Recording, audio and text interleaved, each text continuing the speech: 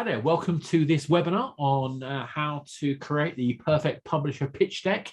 And I'm delighted to be joined by Ella Romanos, Chief Operations Officer for Fundamentally Games. And so Ella, you're going to tell us all about the best things to put into a pitch deck and what not to put in. So Ella, over to you. Sure, thanks. So as Oscar said, I'm Ella Romanos. I'm the COO of Fundamentally Games. We're, as hopefully you know, we're a publisher of living games. Now, so as part of our work as a publisher, we review a lot of pitch decks every month. Previously, I was also a developer myself, and I also worked with a lot of developers and investors as a consultant. So I've created and reviewed many pitch decks over the years. Now, when we review pitch decks, we see many developers facing the same challenges. So we decided recently to create a publisher pitch deck template to help address some of these, especially when pitching a living game. Now, I would say that, this deck is focused on that. However, the principles apply to all games, and actually much of the content applies to all games as well. But this obviously outlines what we ideally want to see in a game pitch deck that's submitted to us. I would note that the only thing this doesn't apply to is if you're pitching for company equity funding. That does need a completely different type of pitch deck, and therefore everything I say here is not relevant. But I'm always happy to talk to people about that separately. So where do we start? So today I'm going to talk through the template we've created. I'll also share a link for you to download it off our website later too. And the goal really is to demonstrate how you can create a pitch deck for your game, which will hopefully be as effective as possible and help you to find the right publisher for you and your game. It is important to remember the pitch decks are the puzzle, but it is a key part. And not only is it important to have something to present and send to publishers, but also, I would suggest that you use it as a process to help sanity check this why, what, and how of your game for yourself, and in particular help identify any gaps in your planning, because ultimately the game needs certain things. You're better off picking it up yourselves than a potential publisher picking up that you've missed something. So as Oscar said, feel free to post any questions. He'll direct them my way either during the session or at the end. But just before we dive into kind of each slide, I just want to look at the kind of key topics that you should be looking to cover. So firstly, what is your game and who is it for? Now, the reason I link these into one question is because they are fundamentally linked. You can't explain your game to me without telling me who it's for. There is literally no way for me to assess it effectively without understanding why it exists and what type of people will play it. So those two not only need to be covered in the deck, but they also need to be linked together and need to help me to build a picture. And then what do you want and where are you now? Now, hopefully this is pretty obvious. But explaining clearly what you want and how far you've got is critical. Most decks do, to a certain point, explain kind of production plans, but actually they often don't explain in detail what it is they actually want. And finally, why should the reader trust that you can make this game successful?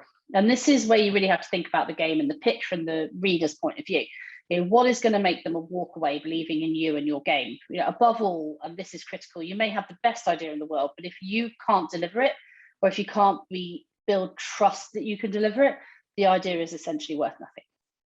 And in addition to all of that, the way I like to think about any pitch deck is that you're taking the reader on a journey.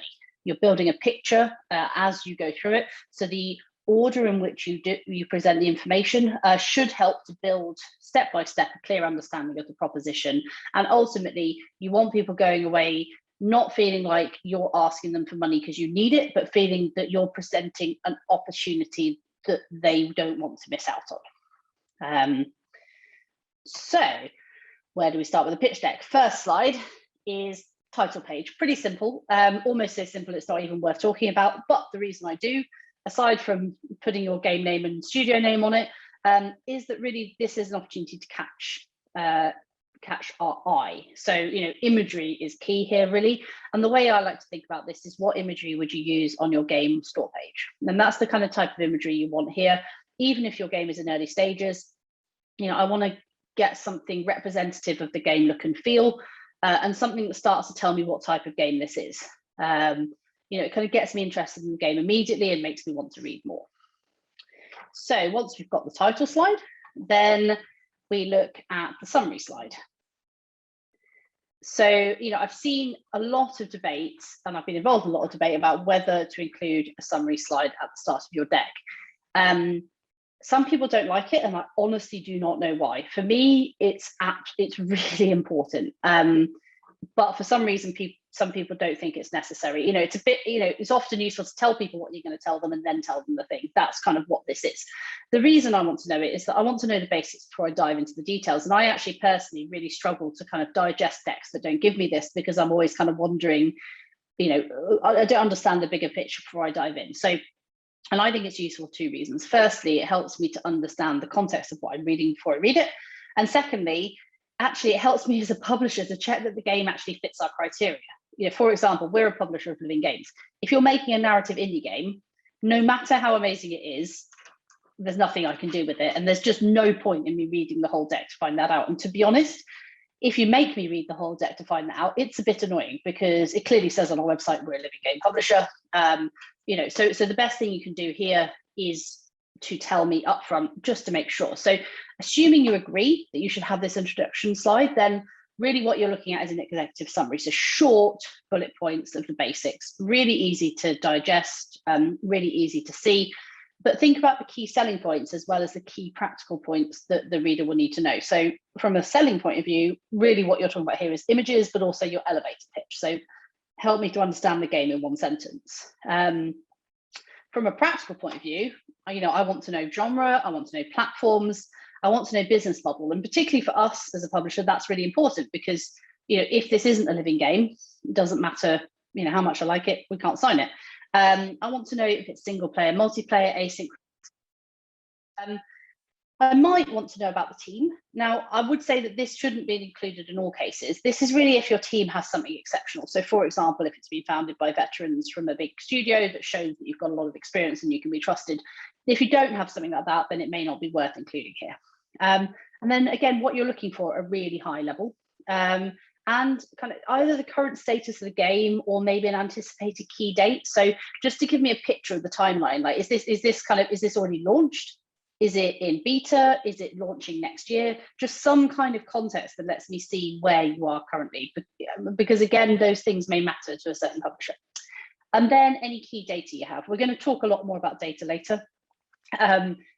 You'll hear me go on about it quite a lot. But anything that validates this game beyond your own opinion is a game changer for your chances of successfully finding a partner. So if you do have any key data that really does change that, then put it here. Again, if you don't, that's fine.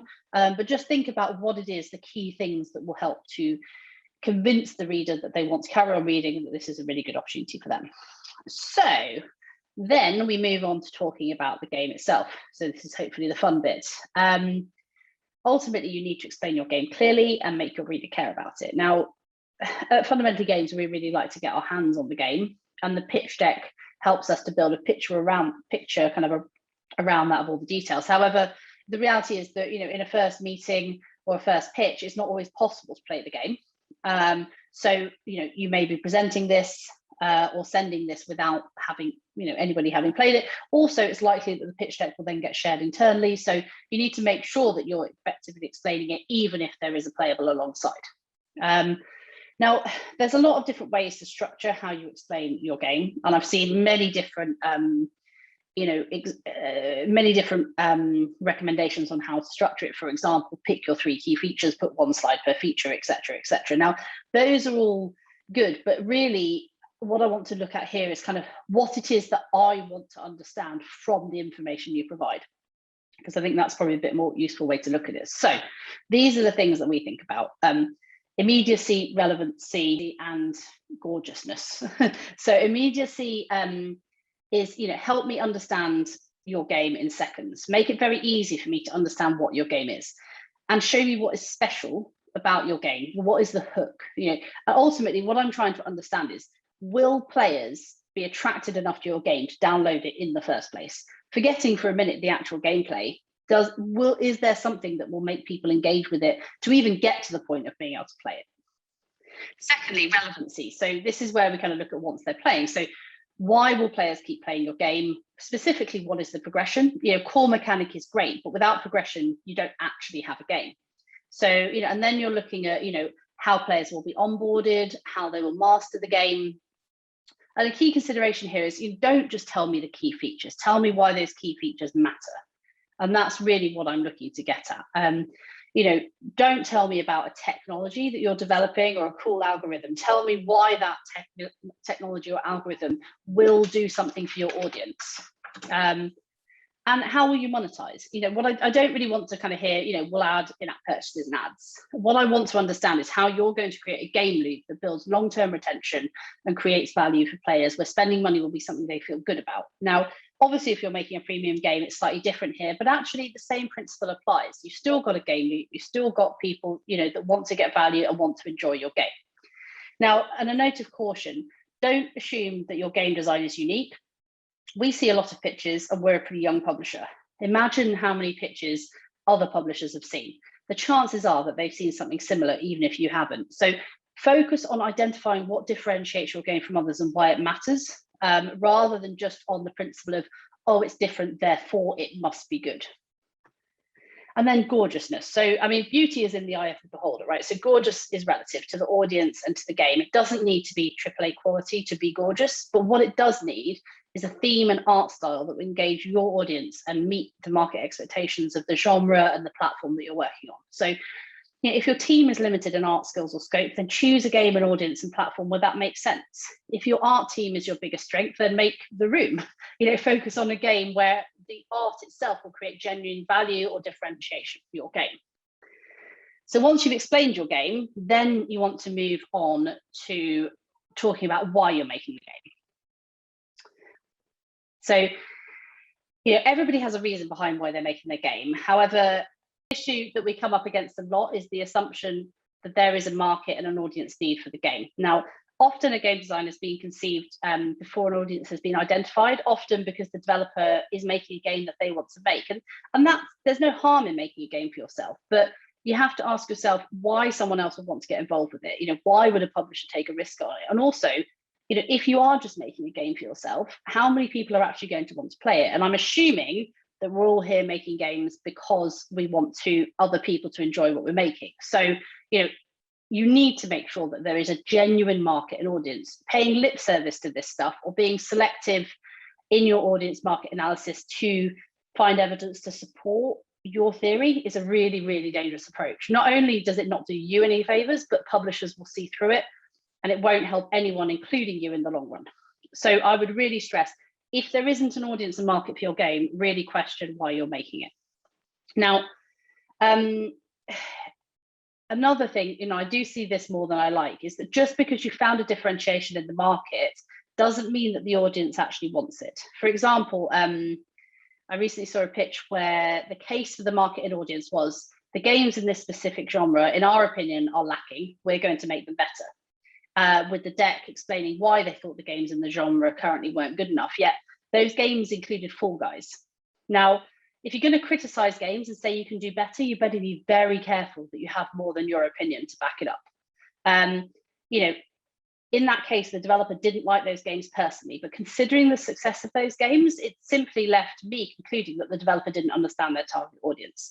So you need to be very, very careful about how you analyze the audience and try to do it as analytically as possible and not draw your own, draw the conclusions you want to get from the data that's there. So how do you go about actually identifying your market and audience? So firstly, consider your market. Now, your market is not the whole games market. It's a specific segment. So, everybody loves the Newzoo games industry slides, but the reality is if you're pitching to a publisher, they already know that. So in some cases, you might want to include it, but to be honest, it's probably a wasted slide. What you really need to do is focus on your specific subsector of the market. What are the trends in this market? Where is there a gap? What's the evidence of that? Who are your competitors? And then what are your biggest challenges entering this market, considering the other games that are already there? And that's really the thing, right? What are the market norms? What are the expectations for games in this market? And then you look at your audience. So who are they? And male 18 to 35 is not an audience. An audience is one or more groups of people defined to a sufficient granular detail that you know where you can reach them and what messaging they will respond to. So games will often have, almost always in fact, have more than one audience group. The way we tend to think about it is in terms of primary, secondary, and tertiary audiences, all of whom are playing your game for different reasons and in slightly different ways. Some may come for the narrative elements, some may come for the collection, whatever it is. Personas are a common way of identifying audiences, but there are, as is looking at other games they're currently playing, there's various ways to do this, but whatever method you choose, the output needs to be that you can actually point to your audience and know where they are and identify them. Considering that discoverability is the biggest challenge in games, this is utterly critical. Because if you are not making an audience for a game, how can you possibly know that the decisions you're making on the game are right? The only other basis you have is your opinion, and you are not your audience. So now how you present these slides can vary. You can do a forecast based on real data from other comparable games. It's not really a forecast, though. It's what we like to call what could success look like. I really like this approach, but for publisher pitch decks, it may not be needed. Publishers are usually going to do their own assessment anyway. But actually, it almost doesn't matter what approach you take. What actually matters is the data and the assumptions on which you build your case. So you shouldn't be looking to try and build a case for a publisher. You should be trying to build a case for you and then presenting that to the publisher. Because again, you need to know that this game has scale, the scale that you want. So, whether you look at, analyzing competitors, whether you look at, a forecast, whatever model you do, it's all about the assumptions you make and the basis for which you think this game has commercial potential. That's the most important thing. You have to tie this back to your game design. And, every pitch I see explains their game. Some pitches I see explain market and audience, even less do it properly. But even when they do that, very, very few actually ever tie the two together. And this is the thing, right? How does your game meet a genuine market gap and audience need? What is it about your game that will appeal to this audience you've identified? How does your game's lifestyle fit and mode of use match how, where, and when your target audience play games? Because what we really want to know is, what is the potential scale for this game based on the market and audience? Well, then look at your game design and say to ourselves, okay, so the market and audience they've identified has potential for scale. This game design, we can see how that addresses this market and audience. Therefore, we think it's a viable proposition. But if you leave us going, okay, yeah, there's a market and audience, but actually we don't understand how this game design appeals to them, or this game design is great, but we don't see the market audience fit for it, then we can't possibly sign it. So once you've thought about that, you move on to thinking about the team. Now, the team is always critical to any project, but every team presents a different risk.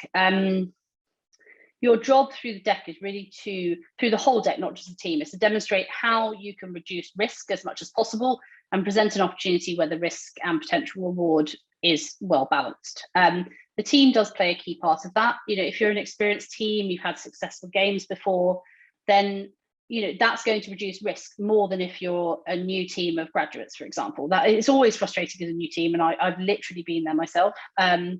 How can you get experience if people won't give you a chance? But the reality is that if your team can't mitigate the risk, then you have to find other ways to mitigate it. And unfortunately, the answer is likely to be, you need to prove it with the game. And therefore, you will need to get further in the game. You will need to develop more of it. And you will need to find ways to prove that the game works beyond your own opinion.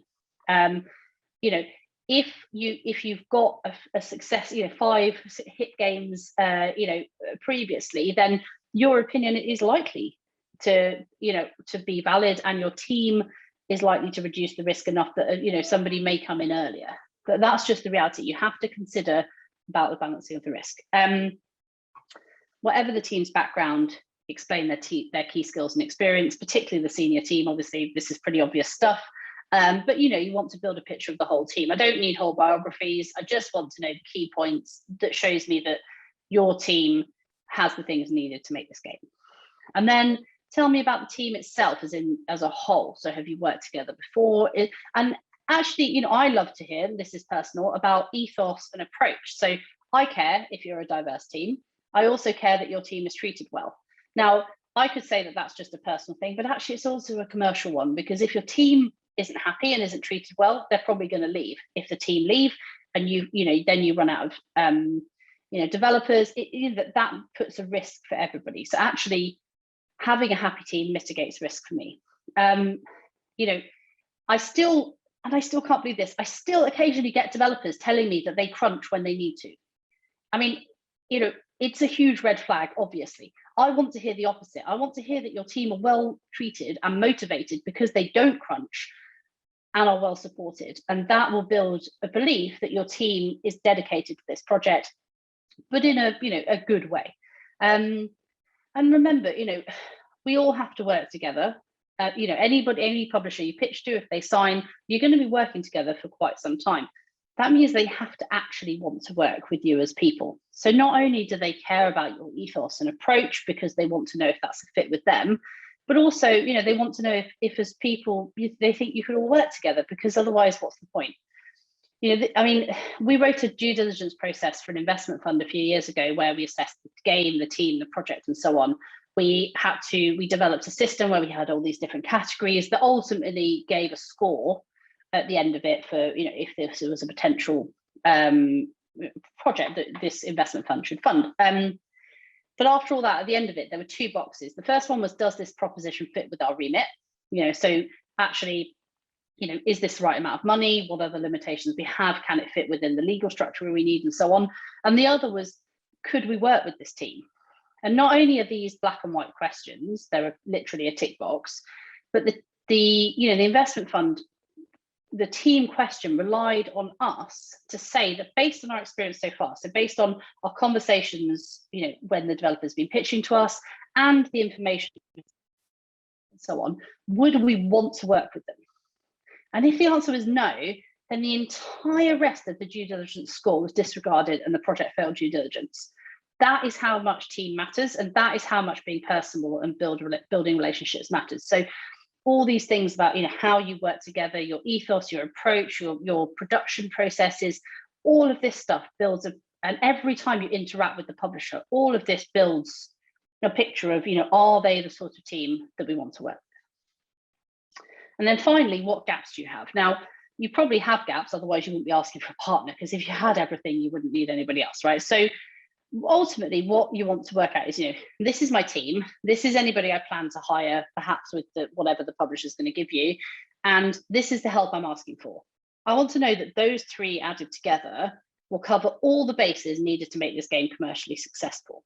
It's okay to not have skills in-house or to lack experience, but the key thing is that whatever you're missing, you need to show that you recognize it and have a plan to address it. You know, we will notice what it is. Any publisher will. So it's much better that you identify it and address how you're going to deal with it rather than let somebody else, because if they work it out, they're going to wonder why you haven't, and that will then put into question your ability to kind of assess your potential to deliver. Okay, so after the team, we move on to data. Before I go into detail on this slide, I just want to say this. This is the most important information in your deck. It's also the information that is missing in almost every deck I see. If you take only one thing away from this session, I would love it to be that you go and add this section to your deck and do any of the work required in the team to make that, you know, to make that viable. So, you know, just as I talked about how the team can reduce risk, you know, so can proving that there's actually an audience for your game. So the way we like to think about it is that game design is a hypothesis. It's your opinion and your belief as a game designer and team that this game has potential.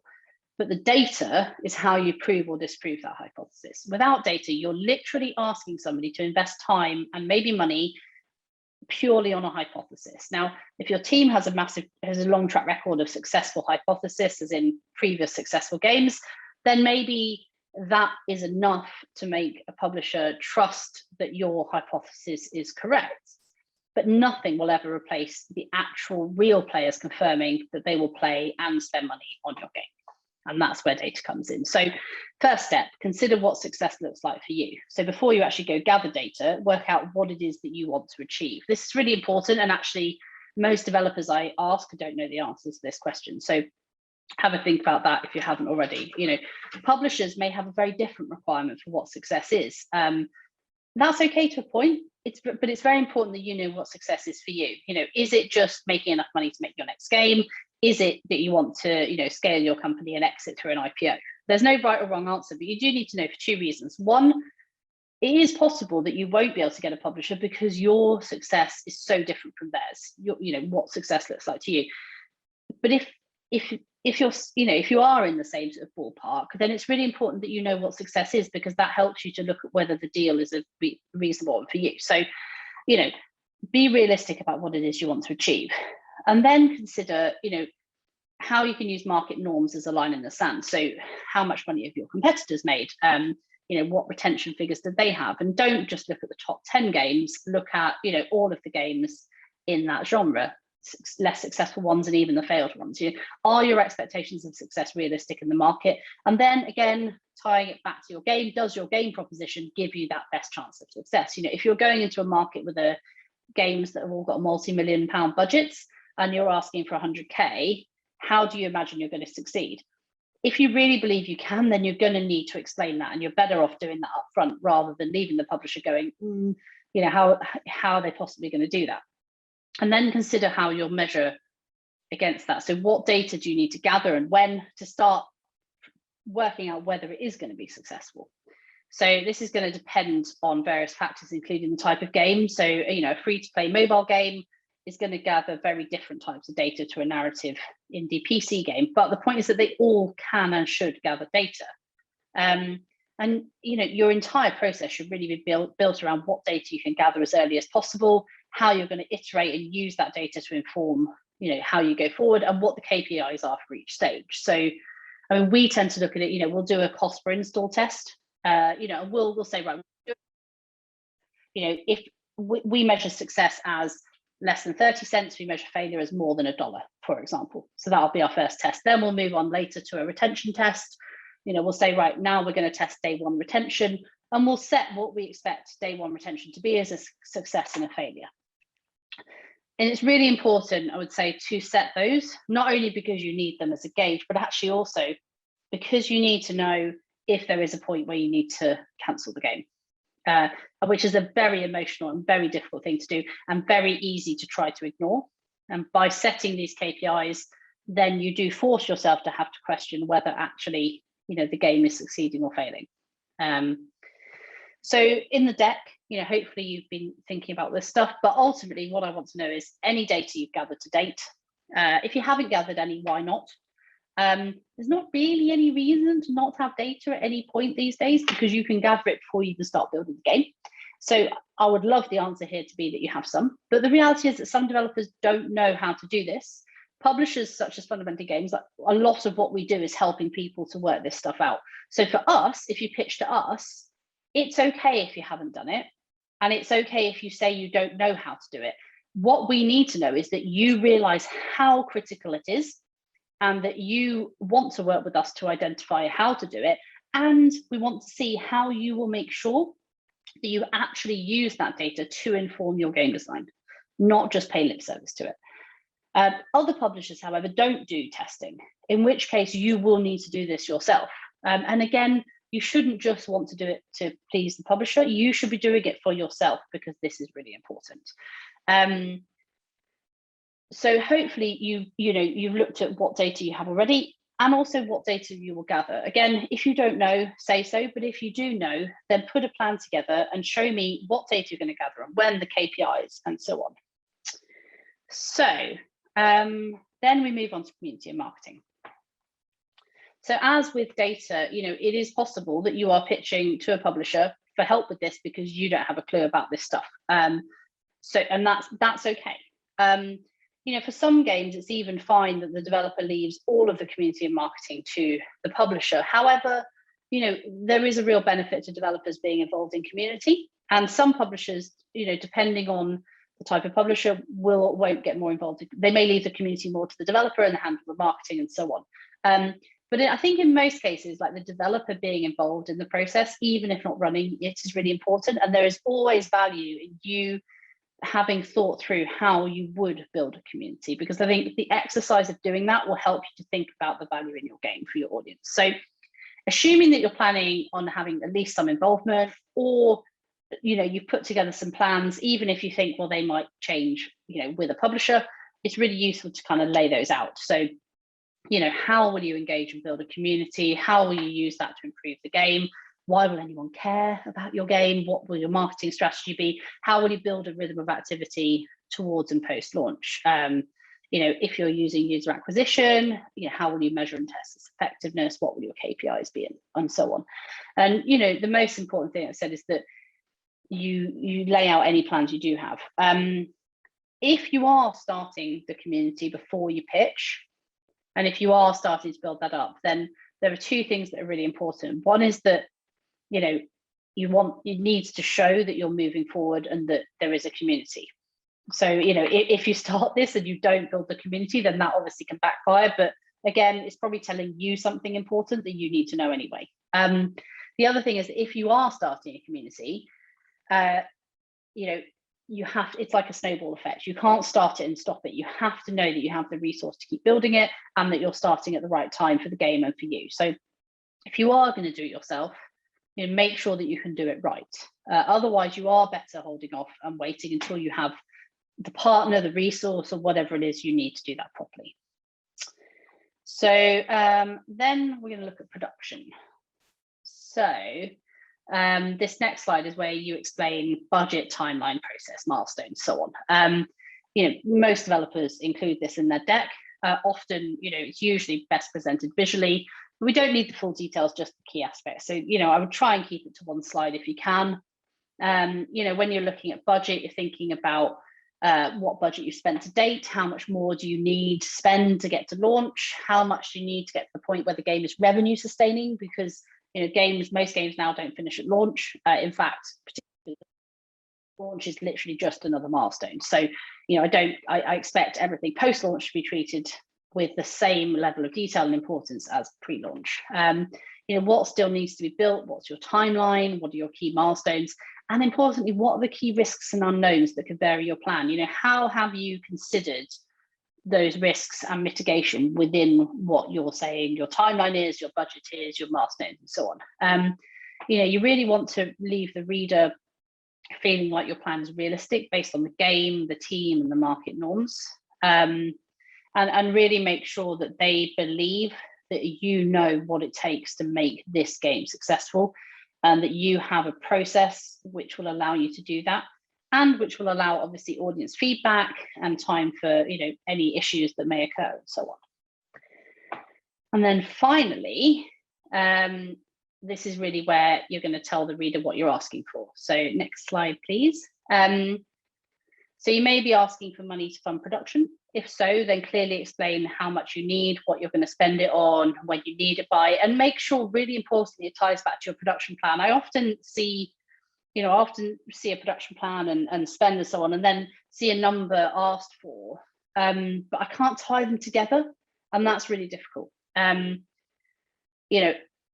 It's also like you're going to need other supports to list those out too. And, the more detail, the better, really. So do you want marketing support? Do you need advice in other areas? Again, it's all about kind of showing that you've identified the gaps and the risks in your own project and not leaving it to me to identify them. The more that I can see that you know what you need, the more I feel confident in you, but also the more I feel confident that we are the right people to help you, or maybe not in some cases.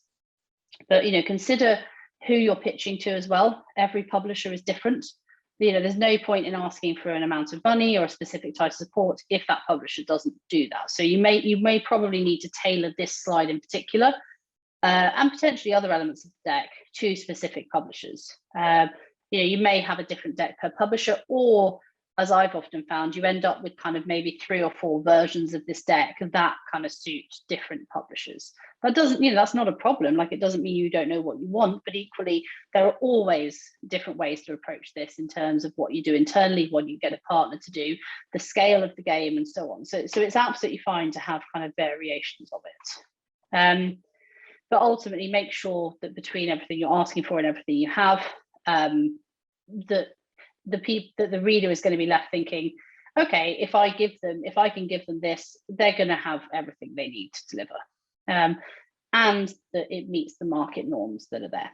And that goes for money, and for everything else. Asking for too little is as bad as asking for too much. So be careful that what you're asking for makes sense, but also don't be scared to ask for what you need, because ultimately, if you come and say, you know, we want to make an MMO and we need 200 grand, you know, it's obviously going to look unfeasible, you know, as is, you know, asking for £2 million for a small game, you know, that doesn't need it. So it's really important to make the reader feel like they understand what you need and why you need it.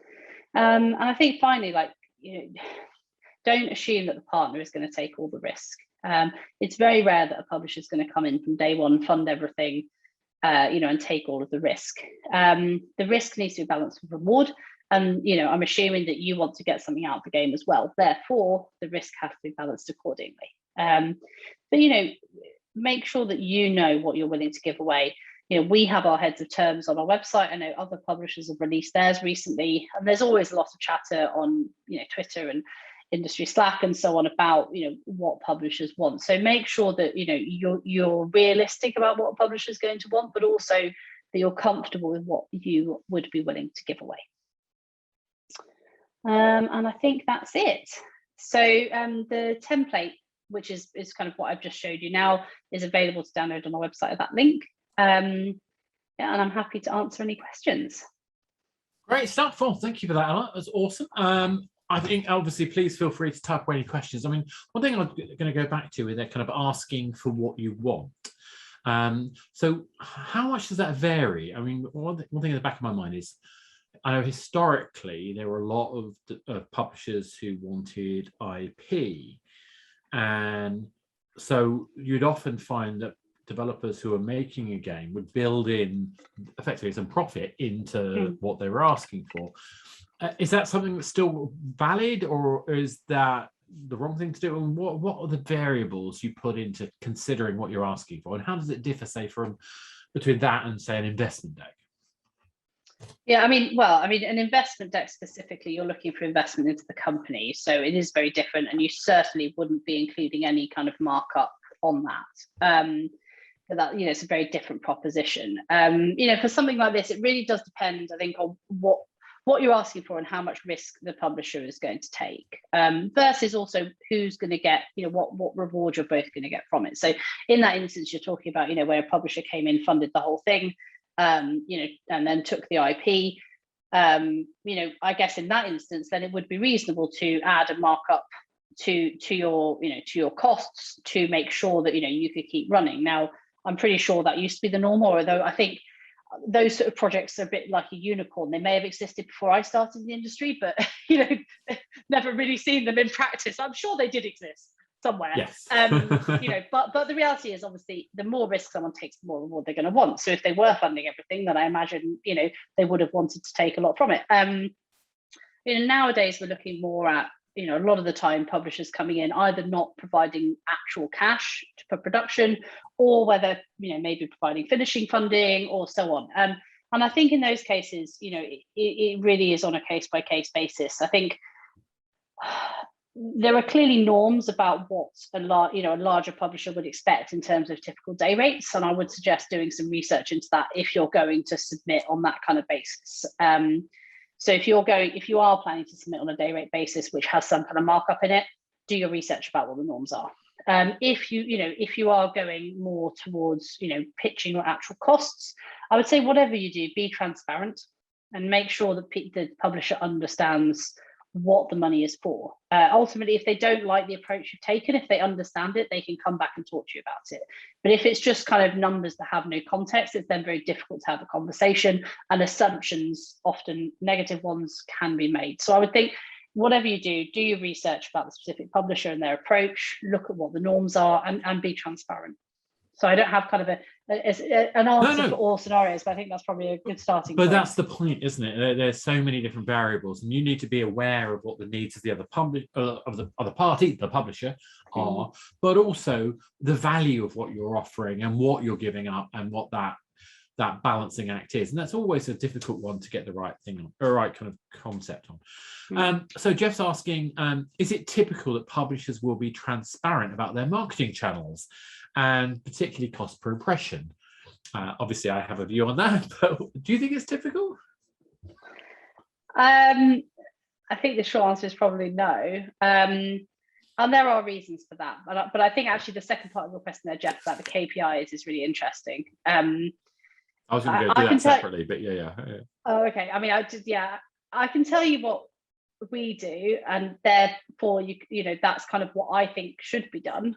I can't really tell you what others do, or what they should do. Well, I'm going to be chucking some things on this. So it is very rare to see publishers, I think, tell you everything about their marketing strategy. And there's good reasons, as Ella said. Part of that is because a lot of the marketing activity that a publisher brings to bear is in their inherent resources. So it's the connections they have, it's the audience reach they've already got internally. So it's not always just about pure marketing spend. And the trouble is that when you try to describe marketing to people, often they're interested in the bottom line number, when the reality is that it's a bit more complicated than that. That's why for us, it's about focusing on the KPIs, because what we're after doing is saying, okay, what can we do that's scalable? How well are we doing? And so we will look at things like, a budget for content creators. But when you're reaching out to content creators, whether it's, YouTubers or Twitch or whatever else, you're not just about spending money on those people, you're about building relationships with them. So if the team doesn't back up the money, if they have any, with the engaging support, then you're actually wasting that effort anyway. So I think the trick is really understanding the spirit of what the publisher is trying to deliver. Don't necessarily expect them to give you a detailed line by line item with the costs associated with it. Yeah, I think it might almost be that asking for the sort of numbers is maybe almost the wrong question to ask. You want to know is the KPIs, I think, and they obviously can be difficult to define at the point that you sign a contract, so that probably isn't possible. But I think that the way we approach it is that we commit to defining KPIs with the developer, and we all work towards getting those KPIs. We commit to what we're going to do, the developer commits to what they're going to do. Now for us that seems a reasonable approach. I think that it is reasonable to assume the publisher will commit to certain things, but it's just about making sure that what they're committing to is working together and doing the best they can in the areas that they're responsible for. And I'll go a little bit further than that. So again, the principle we take, and I think other publishers do as well, which is that we want to make sure that we're putting good money after good money.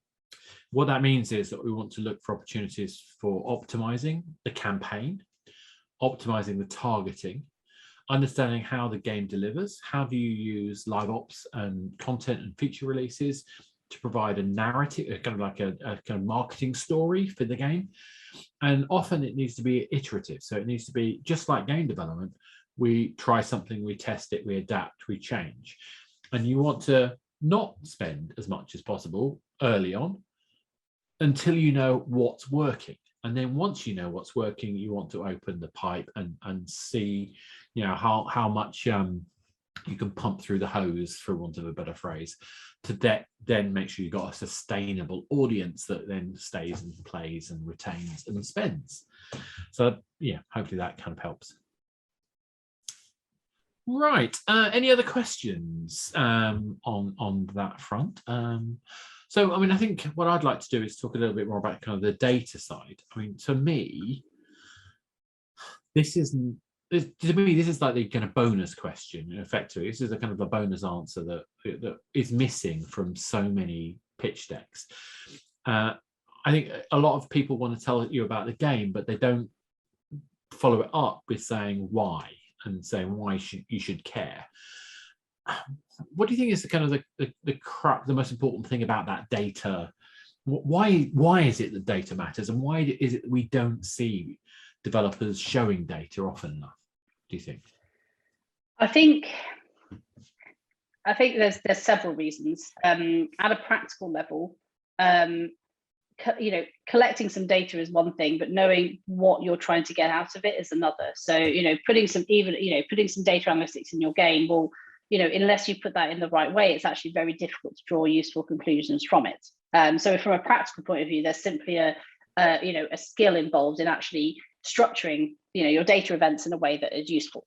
So that's one challenge. I think at another level, it's actually what are the key KPIs that I need to care about? So, what is it that I should be testing at what point, and how can I make that useful? Because, testing takes a lot of time, and it's very tempting to just focus on development. And it's also, I think there's also just an element, it's really scary, because basically you're having to put a game in the hands of people that you want to love the game when you don't necessarily feel it's ready. And it's a natural thing when you're creating something that's a wonderful work of art, that you want it to be perfect before you put it out to your audience. And it's very difficult to take critical feedback. That's just a natural human response. So to put it out really early is really scary. And to then have to get feedback and listen to it is even harder. So I think there's just a series of things that make it very difficult, from a practical level through to a kind of, personal level. And but I think ultimately, it is one of those things. It's like ripping the band-aid off, right? If you do it at the beginning, then it's much less painful. But if the longer you leave it, the worse it gets, and the more scary it gets. So and I think, we all make games because we love the idea. So to have somebody tell us that the idea is crap is really hard. And ultimately, it's also quite easy to look at data and willfully, either consciously or subconsciously, misinterpret it to back up your own beliefs. So I think there's a lot of different reasons, but I think that one in particular is really, truth is a very uncomfortable stone we have to carry with us. We have to embrace it, and if we do, we build up calluses and get used to it. And actually, that's a hard process to adjust from. Like you say, having an idea is one thing. Being able to take data and interpret it effectively, to be able to sort of apply insight to data and then act on it, because that's a skill. Yeah, and I think actually there's also often an understandably, internal politics within the team. So if the designer is not the one gathering the data, then you can almost fit, the game designer could be quite protective over their idea, and almost not like, so that you've got to have it built into the entire team from day one. Because if you've kind of got the designers sat over here doing their thing and making their game that they think is awesome, and then another team over here gathering data basically just to criticize them, then you immediately start to get quite a difficult political situation. So I think it is really important, actually, that, I would say that, and this is something that we do and we were doing, previously when we were consulting, is, all of these, the production process of, alpha, beta, gold, throw them away. Like, they are not relevant anymore. Literally throw them out the window and start again. Like, start KPIs. And what do we need to do to test each of those KPIs? So KPI 1 might be CPI test. Okay, well, CPI test, all I actually need is a trailer for Facebook and some target audience stuff, right? So for that, do I actually even need to build a game? I might be able to fake a trailer. I might need to create a prototype so I can create an effective trailer. I don't know. But what is it I need to do? Second test might be, I want to run a test on Playtest Cloud to just check the first 15 minutes of gameplay. Okay, what do I need to do that? Then my third test might be day one retention, and so on. So rather than focusing on these abstract terms that literally, it's a bit like the definition of indie, right? Nobody actually knows what it means, but everybody thinks they do. And, it drives me up the wall. And that's another thing. In your pitch deck, don't use terms alpha, beta, etc., unless you're going to actually explain what they mean to you, because they will never mean the same thing to everybody. But, you think about it, what it is you want to test, and then build your production cycles around that. And at some point, those tests will go from being like a small test to a closed beta of some kind to an open test, so the audience numbers will grow. And by default, you'll go through the words that people like to use: closed beta, closed alpha, open up, whatever they are. But actually, rather than just using these terms that just tick a box, you're actually focusing your production on like a process that actually makes sense and actually gets you where you need to be more quickly. Yeah, I similarly get mad because I was trained in traditional IT development, and alpha and beta have very specific and unchangeable meanings. So when I talk to somebody in the games industry who misuses them, I get annoyed because that's not what they mean. But actually, Ella's right.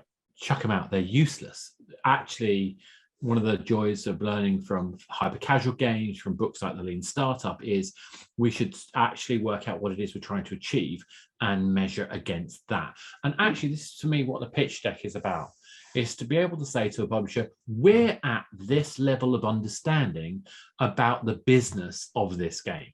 Yes, it is a game. We know it's fun. How do we know it's fun? Because we have data to prove it. Yes, we know this game can be commercial. How do we know it can be commercial? Because we've got this data to prove it. There's no guessing game anymore.